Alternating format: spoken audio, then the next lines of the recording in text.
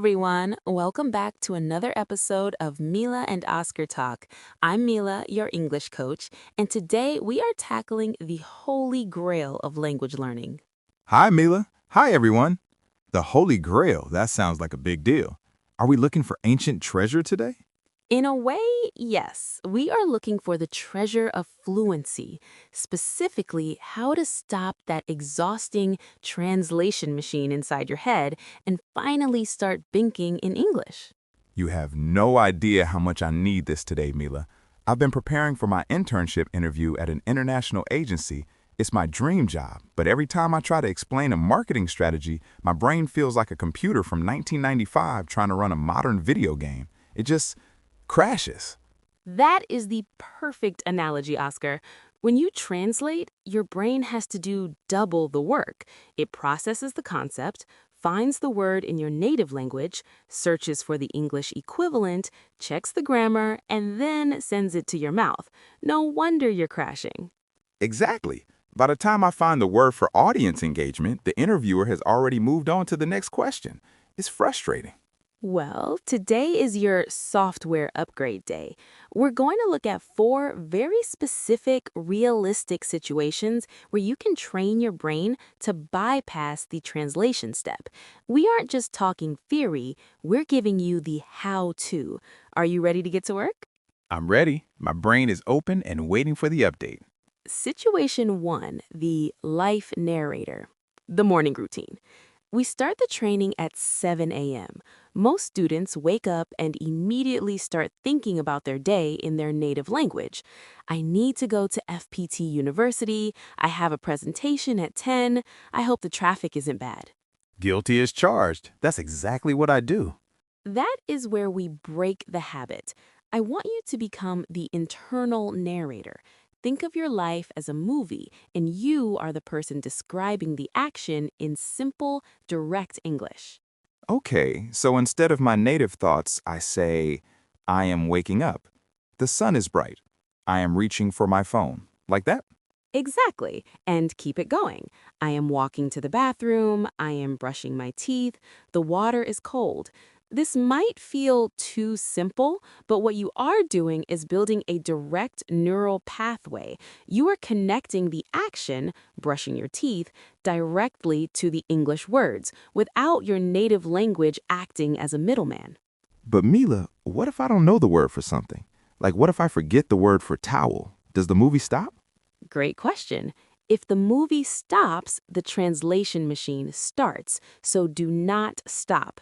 If you forget towel, say, I am using the blue thing to dry my face. The blue thing. That feels a bit silly. It's not silly, it's functional. Native speakers do this all the time when they forget a specific word. By describing the object, you are staying in the English zone. You're training your brain that English is a tool for survival, not just a subject in a textbook. Situation 2, the English-only workspace, studying media.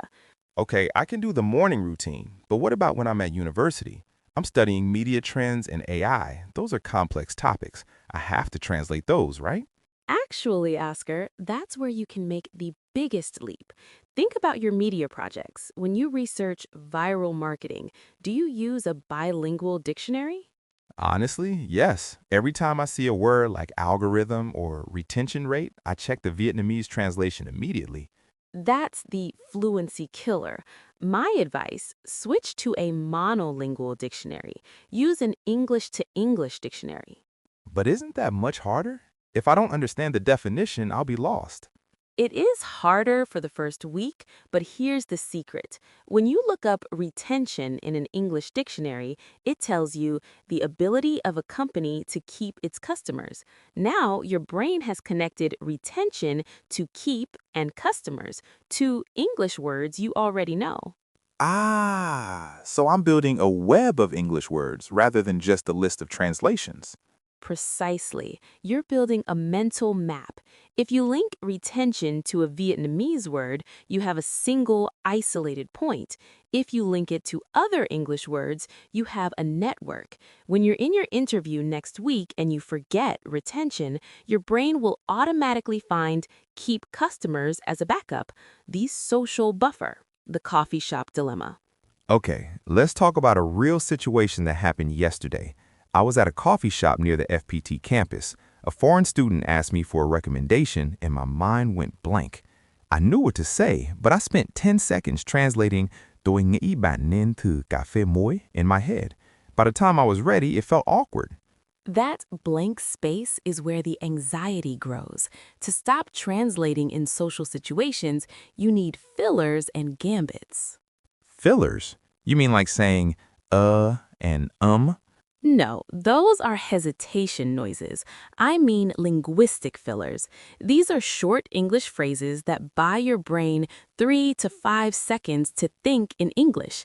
Phrases like, "That's a great question," or "Let me see," or "To be honest," or "Actually, if I had to choose." Oh, I see. So while I'm saying, "That's a great question," my brain is actually searching for the English words for salt coffee. Exactly. You're giving your brain a head start. Let's try it. I'm the foreign student. "Hey, Oscar, what's a good drink here?" Well, let me think. If you want something unique, you should definitely try the salt coffee. It's a specialty in this area. Perfect. You didn't stay silent. You used, "Well, let me think," to keep the conversation alive while your brain switched into English mode. That felt much more natural. It felt like I was getting the hang of it. Look at you using idioms. Getting the hang of it means becoming comfortable with a new skill. You're definitely getting the hang of this. Situation 4, the high-pressure pivot, the media interview. Okay, Mila, here's the final boss situation, my interview. What if they ask me something unexpected, like, how do you think AI will change content creation in 2026? My brain wants to write a whole essay in Vietnamese and then translate it. Help. This is where we use the think in concepts, not in words technique. How does that work? Instead of thinking of sentences, think of images or concepts. When I say AI, don't think of the word. Think of a robot or a fast computer. When I say content creation, think of a YouTube video or a camera. Okay, I have the images. Now what? Connect those images with simple English structures. Don't try to use C1 level grammar. Use the subject-verb-object rule. Image, AI, plus action, write, plus object, scripts. Result, AI can write scripts faster than humans. So I'm building the sentence like a Lego set, using simple blocks. Yes, most learners fail because they try to build a linguistic mansion with complex grammar, and they get stuck in the translation. In an interview, clarity is more important than complexity. If you speak in clear, direct English, the interviewer will see that you are thinking in English. That's a huge relief. I always thought I had to sound like a poet to be successful. Not at all. A poet who takes 5 minutes to translate is less effective than a marketer who speaks clearly and immediately. Interactive practice, the speed thinking game. Let's do a quick exercise for you and our listeners. I'm going to name a media-related concept, and I want you to give me 3 English words, not sentences, just words that pop into your head. No translating. Go. Topic 1, social media. Community, scroll, viral, Topic 2, digital advertising. budget, target, click, Topic 3, artificial intelligence. future, data, speed. Brilliant! Did you feel that? You didn't have time to translate. You went straight from the concept to the English word. I did. It felt like a spark in my brain. That spark is a new neural connection being born. Do this game for 5 minutes every day. Pick a topic, cooking, sports, travel, and shout out words as fast as you can. It greases the gears of your English brain. Summary of the English Brain Toolkit. Mila, this has been a 2,000-word workout for my mind. Can we recap the solutions for everyone listening? I'd love to. Here's your action plan to stop translating.